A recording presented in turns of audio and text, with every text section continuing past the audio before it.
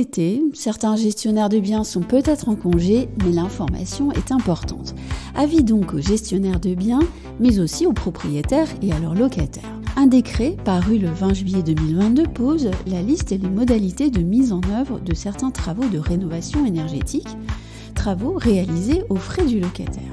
C'est un texte, à mon sens, très important, déjà applicable, et qui va nécessiter un peu d'attention dans les cabinets d'administration de biens, et puis aussi peut-être un peu de pédagogie envers les propriétaires.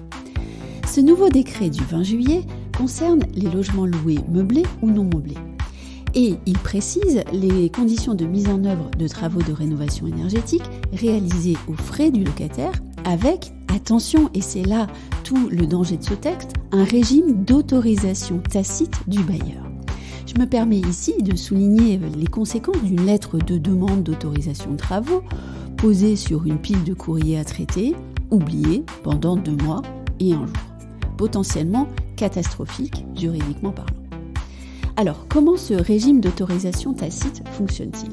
Eh bien, le locataire va devoir adresser à son bailleur une demande écrite qui précise plusieurs choses.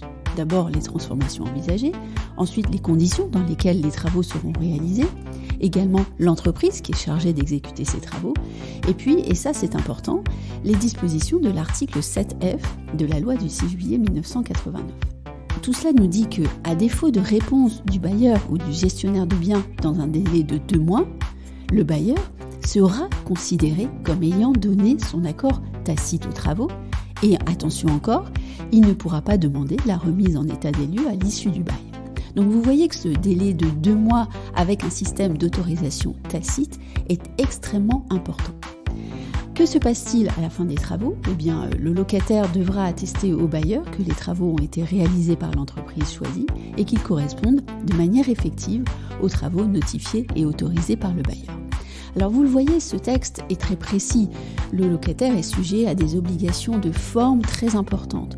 Mais ce qu'il faut souligner aussi, c'est que le bailleur et le gestionnaire de biens sont également soumis à une grande précision dans leurs actions, puisque s'ils ne répondent pas dans le délai de 2 mois qui leur est imparti, ils auront donné leur autorisation tacite. Donc attention. Le décret précise aussi la liste des travaux concernés. Je mettrai bien sûr toutes les informations sur le site ondelimo.com. Et quant à moi, je vous retrouve très vite pour un nouvel épisode de Newsroom.